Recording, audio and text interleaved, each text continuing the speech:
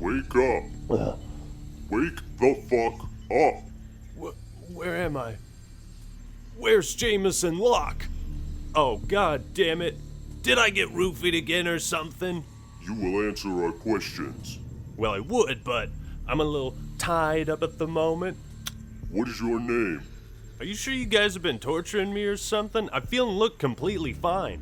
Where were you born? In your mama's pussy, bitch! Give him the wet willy. God. Wait, no. What are you doing? What are you doing? No. God.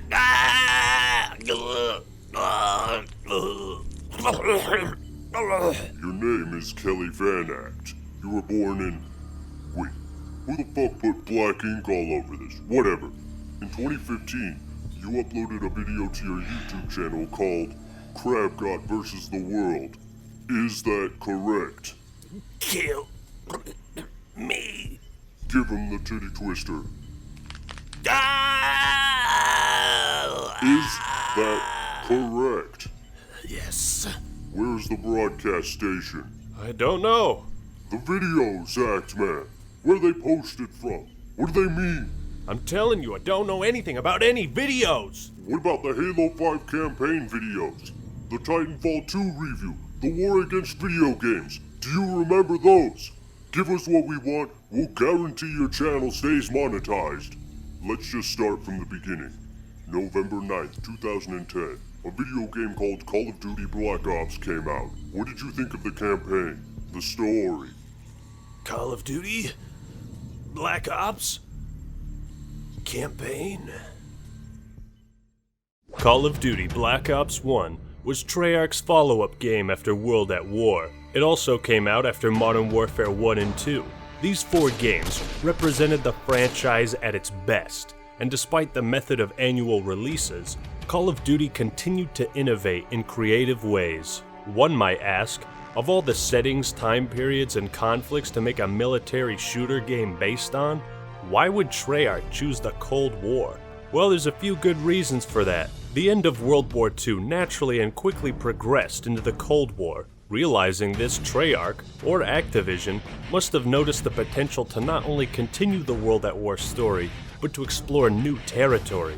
A third stroke of brilliance was added in the form of black operations, covert and secretive missions carried out by governments or military organizations that are meant to disguise whoever is behind it.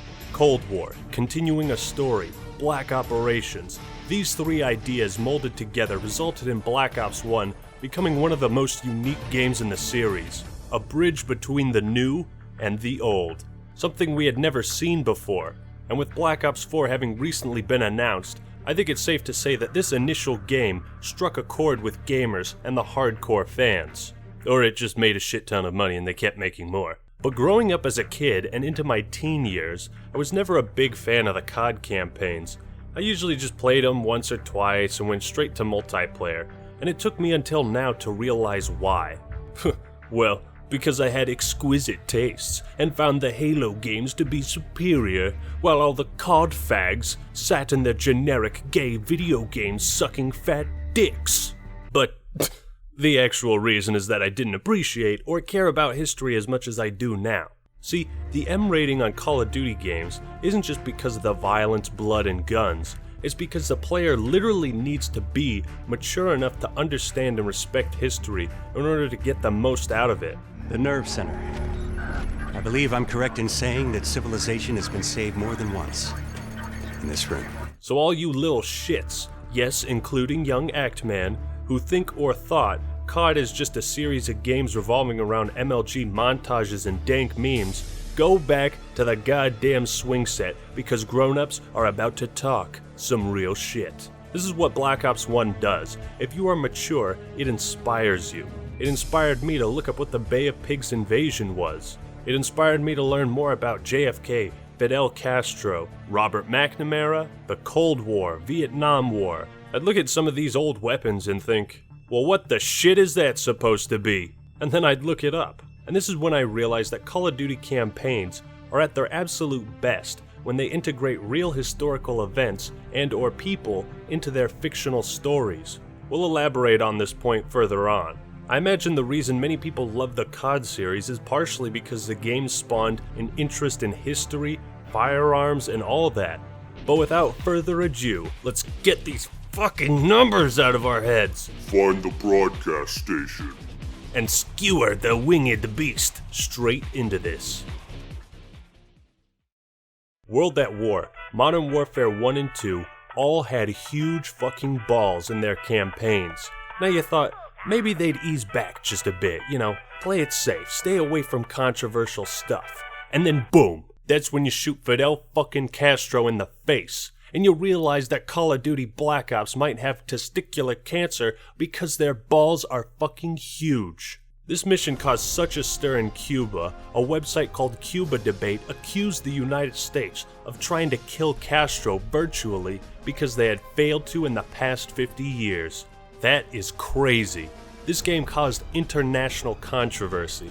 Now let's talk about how the game feels, its visual style, and all that. First thing you see when you boot up the game is quite possibly the greatest main menu in video game history. I remember the first time I figured out you could get out of the chair and it blew my mind. Exploring this small tiny room was such an event. There's even a computer where you can play Zork, one of the first interactive computer games, and access a bunch of other information, cheat codes, etc., and various commands. But when you look around this room, what stands out to you? Well, the TVs, of course. The game immediately connects the story with real-world events, and in this case, real footage, which gives it a feeling of importance.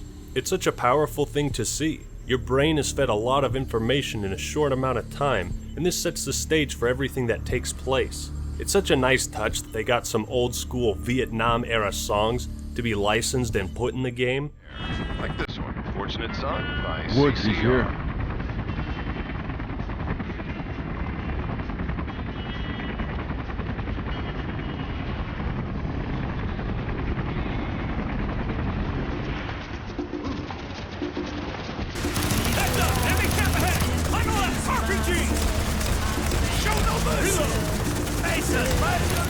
I mean, we got real historical value here, people. Visually, the graphics look great, even today, but the style is what matters. If this were called Black Cops, well, we'd see a lot of this.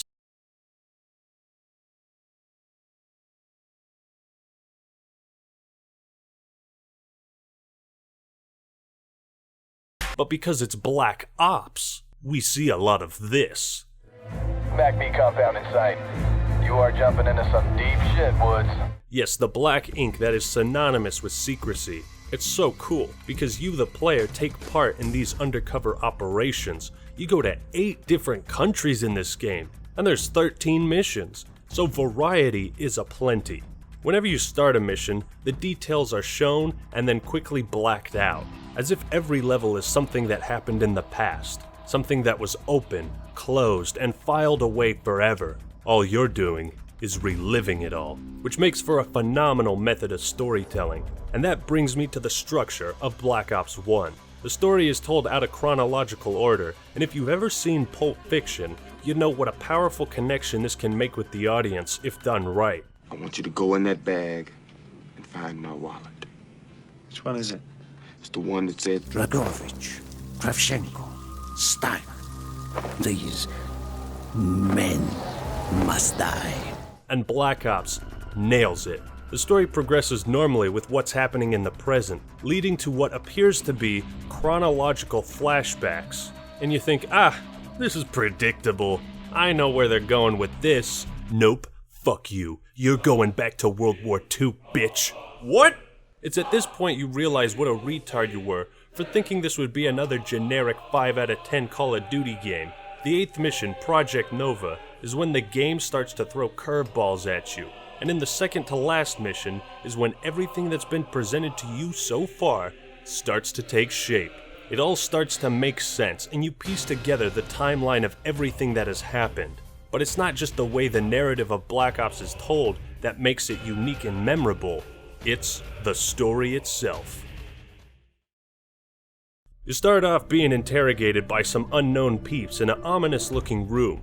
You are Alex Mason, and your memory is foggier than Snoop Dogg's bathroom. And you got these assholes just barraging you with questions. Now, Black Ops immediately breaks new ground for the franchise because the player character is actually his own person, and he talks while you have control. He's here. I felt like everyone was watching us. And watching me.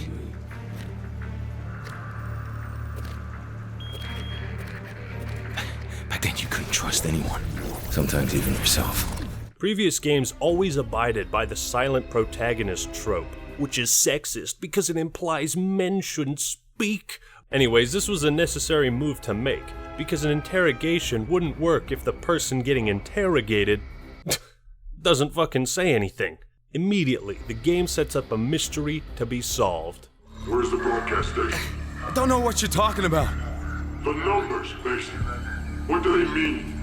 Where are they broadcasting? I don't know anything about any numbers. It's got you hook, line, and sinker. Right off the bat, you're engaged in what's going on, and the main plot revolves around restoring Alex Mason's mind to find the broadcast station that will activate various sleeper agents throughout the US, which in turn will lead to a Russian chemical attack on the mainland using the deadly weapon Nova 6. Storytelling has improved from World at War, because Black Ops has likable characters with personalities, and they play a bigger role in the story, so you feel more connected to them overall. The first mission has you assaulting Cuba with the goal of killing Castro, and while it looks like you did, square in the forehead, psych, he's still alive.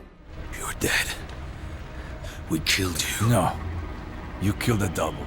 You think we didn't know of your plan? We always know. Mason sacrifices himself to allow the plane to take off. He ends up saving his friends, but getting captured and given to the Russians. It's at this point we see just how finely woven the cutscenes are for this game. So many images are shown to the player that it overwhelms them, just as Mason's memories are overwhelming him when he relives it all.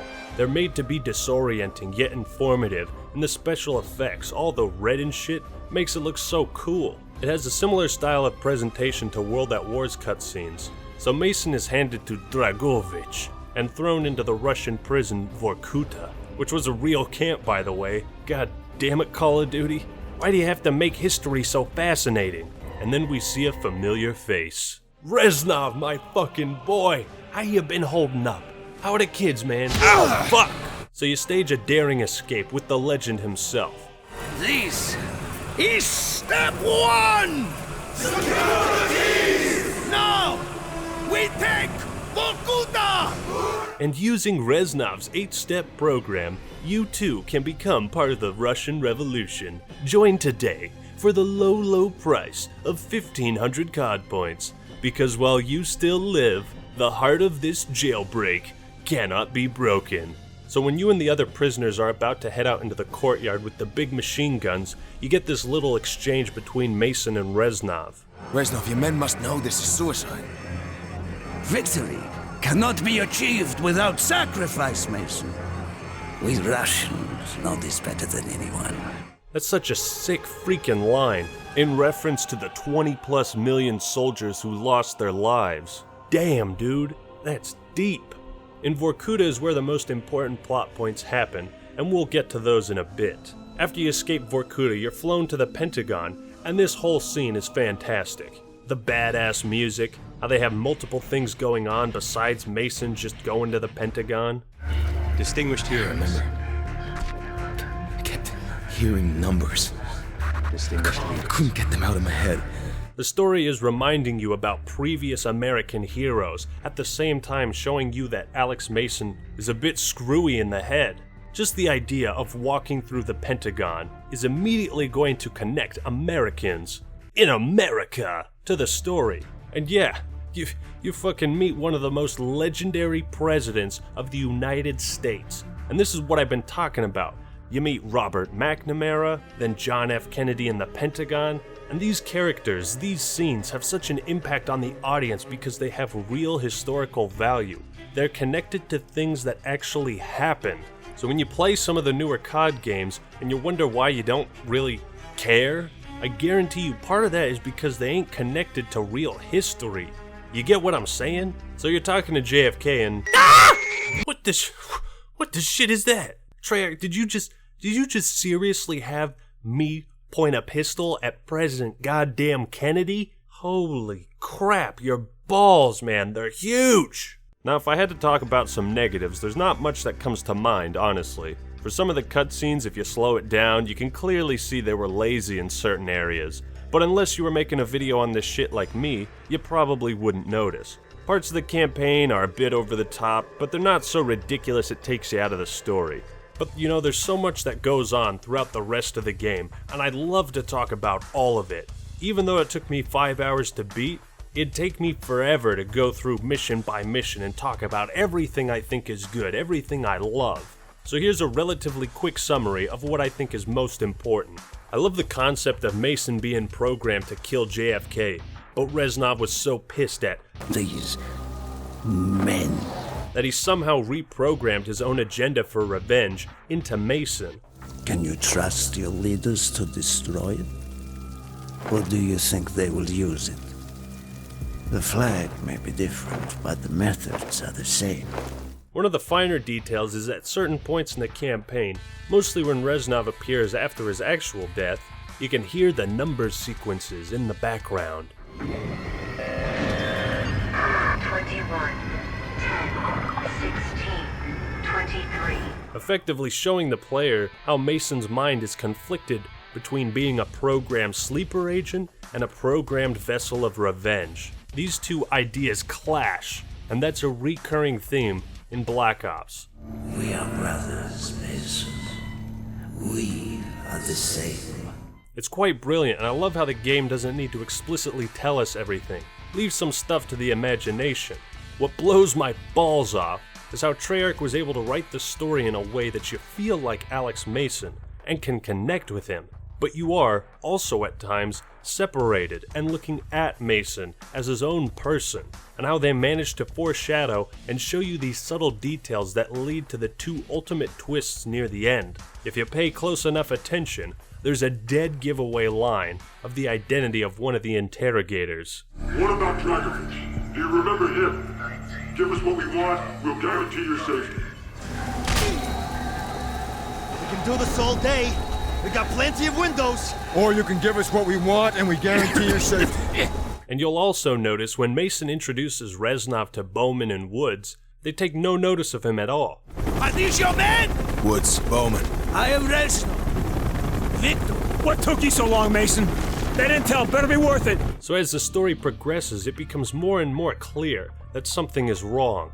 Another thing is when you meet JFK, things slow down and you see footage of his funeral in the background, pictures of Lee Harvey Oswald, and that's just, wow, some great attention to detail. Just to quickly talk about gameplay, I think it's a big improvement on World at War, which, mind you, was already great. Nade spam was toned down significantly, and the game feels a lot more fair. There's plenty of gimmicks, unique scenarios, all that good stuff. COD campaigns are very linear and formulaic, but you should know by now if you like what these games give you, because if you do, you'll love Black Ops 1. I'd also like to point out how incredible the collectibles are and the computer in the interrogation room. Both of these things give significant and fascinating details on the backstory of the game, events that happened, character arcs. Just looking at these, you can tell a lot of effort was put into them. Unlike the collectibles in World War II, my god, those were embarrassing. And it was such great fan service to play as Viktor Reznov, to go back to World War II even just for one mission. And it's pretty goddamn awesome that they had make a comeback, the soldier you played as in the Russian missions of World at War. But now the perspective is switched, and the player's excitement at his return is short-lived, and you watch him suffer from the Nova 6 gas as a guinea pig, betrayed by his leaders. Dmitry Petrenko was one of the bravest men I have ever known. He fought by my side from the siege of Stalingrad to the fall of Berlin. The wounds he sustained, ensuring our victory should have earned him a hero's welcome to Russia. But Stalin had little need for heroes. That fucking quote is so powerful, man. Right before killing Dragovich, he mocks the death of Kennedy. Turn me against my own. Like I'm making kill my own president. Pride. And after you save the day, there's a real ominous ending.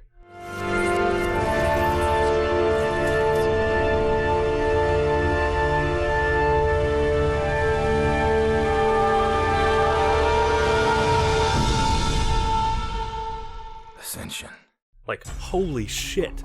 They are implying the possibility that Alex Mason was the one who killed JFK because of his programming by Dragovich, Steiner, and Kravchenko. And that gives me the chills, man. What an ending. There's actually a theory that there were 2 gunmen, and if you look at it that way, Mason was the second who never got caught. Without a doubt, Black Ops 1 has a fantastic campaign. I'd say best in the series out of the games I've played, which are these. It immerses you and captivates you from start to finish, and the historical context of these events gives it such an impact because this stuff actually happened. Modern Warfare 1 changed everything when it comes to online shooters and the COD series overall. Modern Warfare 2 refined those important elements, and Black Ops 1 offers that same greatness in a time period we've never seen in Call of Duty before. So when it comes to multiplayer, to this day I am still impressed by what Black Ops 1 offers. And you know, some people say, "Macked man, it's just the same shit every year, and Black Ops is no different." Yo, here's the thing. I'm totally fine with COD's formulaic design from year to year, because it has a winning formula. Winning? But only if it gives me something new alongside everything I play these games for. Quality-ass maps that are always fun to play, with unique gimmicks, layouts, designs that allow for a multitude of strategies. Interesting weapons that are satisfying to shoot, that look and sound great. Progression that makes me feel like I'm accomplishing something. Customization that gives plenty of options but isn't too complicated. Kill streaks that are fun as hell and make me feel awesome. Black Ops 1 has all of that butter. But you need some examples, huh? You need some convincing. Look no further than Gun Game, one of the most creative, ball-bustingly fun game modes that's ever been conceived by a human being. It's a 6-player free-for-all with a catch. Every kill gives you a new weapon. Knifing people makes them revert one weapon backwards. First person to get 20 kills wins. It's the ultimate test of mastery over the sandbox Black Ops 1 has. And every map cuts off certain paths and changes when you play Gun Game. We were playing this with 12 people and my god was that fun. Then you also had wager matches. You could bet your in-game currency before they fucking monetize the dingo cunts out of this malarkey. You can come out on top, second, third, or lose all your shit. They even got high roller modes for the people that want to ball the fuck out, man. Oh yeah, that's another point. Black Ops overhauled the customization by adding these points and allowing you to buy what you wanted when you wanted, with a level cap on some weapons and kill streaks. No longer would you have to grind levels to get the guns you wanted after prestiging. You could just buy that stuff outright. Thank you, Treyarch. Thanks for saving a homie some time. Man, using weapons like the crossbow or ballistic knife is a challenge in and of itself, but oh so satisfying if you can actually hit your targets. And what's this? A theater mode? Record your favorite clips? Take screenshots and share them? I don't care if they took this idea from Halo. Every first-person shooter game needs a theater mode. God damn, this game just did not stop innovating. Remember when COD used to do new things? Like the video if you have nostalgia. Then you got player cards which give you in-depth stats on basically everything. Heat maps, where you hit your targets, where you die, your accuracy, what you've killed people the most with, so you can brag about your sweet craft dinner ratio that nobody will care about. Look at mine, baby! Not half bad. There was also customizable emblems, which allowed for a lot of creativity and, offensive things to be made. Look, I made mine a Kirby from some old-ass tutorial back in the day on YouTube. And wait a second, interactive map design? This is what COD is supposed to do year by year. Advancements that keep things fresh, you know? They even offered 15 levels of prestige, which is a bit extreme if you ask me. But hey, gives hardcore fans a lot to do. The campaign had so many diverse set pieces and locations that transitioned into multiplayer. You got a stealth mission in the snow, so there's a wide open snowy map. You go to Cuba, so there's a tropical themed missile facility. You're imprisoned by the Viet Cong, so you fight in a Vietnamese prison. You get the picture. Oh yeah, and can't forget Nuketown, one of the most brilliant and somehow successful maps. Honestly, it's a hella small map with 3 lanes, and it's really fun to play on. probably because the layout is simplistic and allows for constant action no matter what mode it is. Not only are all the maps fantastic to play on, their locations are reflected in the single player, and it makes the campaign and multiplayer feel connected. I think you can make a damn good case for Black Ops having the best, or even in the top 3 multiplayers in the Call of Duty franchise. However, there is one major flaw, one thing that weighs the game down in every aspect of play. It's the sound design. You might be thinking, boy, that's a pretty innocuous thing to complain about, but good lord, they recycled the same explosion and shotgun sound effects that it starts to wear on your mind the longer you play. Oh god, how many times have I heard that? With how polished this game is in basically every aspect, I am flabbergasted. Yes, flabbergasted at how lazy the sound design is. As far as I know, there's like 3 explosion sound effects, and 4 of the shotguns sound the same. This can really distract from an otherwise fabulous game, but despite that, the multiplayer overall is pretty damn good. Black Ops heralded the return of Nazi zombies from World at War, but oh, they didn't just give you one somewhat bare-bones map. Nah man, they gave you 2 that were way better than the original. Kino der Toten is definitely top 3 or 4 all-time zombies maps, set in a run-down German theater, and 5 is set in the Pentagon. Oh baby, and Treyarch might have thought, 2 new zombie maps isn't enough. You know what, we gotta give the fans more.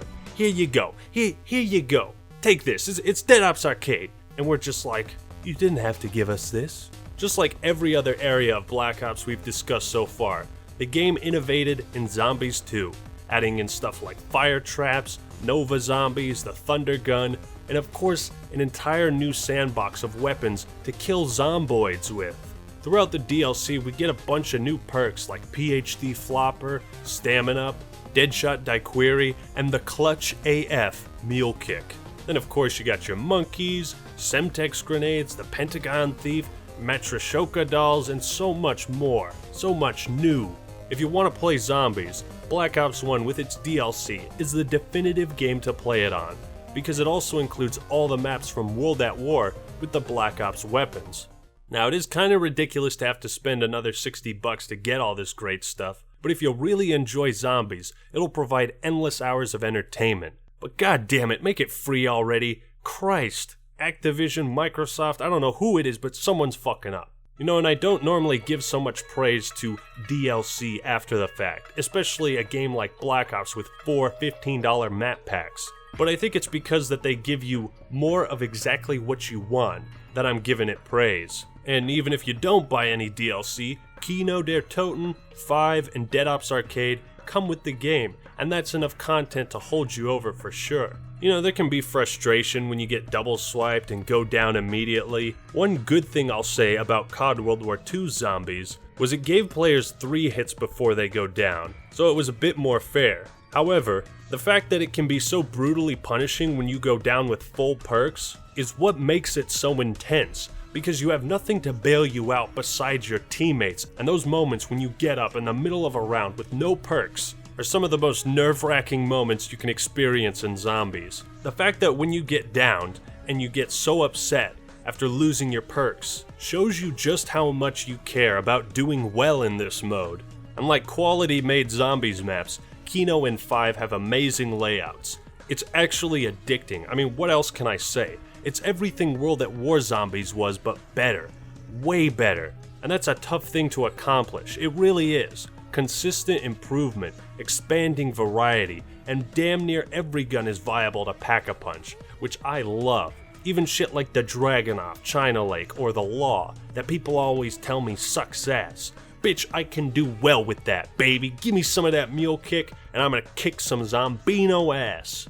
All the classic characters you love return in Kino der Toten, Ascension, Moon, and in Call of the Dead in an unexpected way. Also, the fact that they got George Romero, Robert Englund, Danny Trejo, Michael Rooker, and fucking Buffy the Vampire Slayer all into an ensemble cast zombies game just blows my mind. 5 is freaking awesome too, because the concept of JFK, Richard Nixon, Fidel Castro and Robert McNamara. Fighting off waves of zombies in the Pentagon is just so ridiculous and cool. Once more, tying zombies into the setting of Black Ops' story and campaign. Everything is connected. Dead Ops Arcade is surprisingly fun too, and plays completely different to normal zombies. It's got a top-down perspective and, as the name suggests, is very arcadey. Your goal, of course, is just to get as many points as possible, with a bunch of new awesome power-ups and some familiar weapons we've seen in zombies before.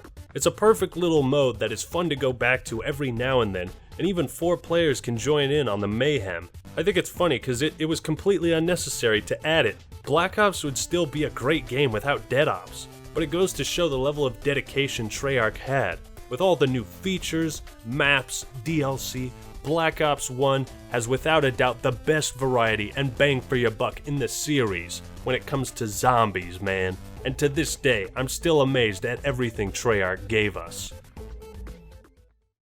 All in all, Call of Duty Black Ops 1 is one of the best games in this massive franchise, with the way its campaign builds off of World at War and continues that story, the intensity, mystery, and awe of playing through Black Operations, Mason's journey, his revelation, the historical value it has by connecting itself to the Cold War, Vietnam War, Cuban Missile Crisis, and so many other events and places. The writing, the characters, the story overall is fantastic. The multiplayer has some of the best maps in the franchise, with great customization, and everything that made Modern Warfare 1 and 2 so great is here and improved. Alongside the many innovations introduced and just the sheer amount of content that Treyarch gave us, this game is definitely one that blew people away when it came out and will always be something you can go back to.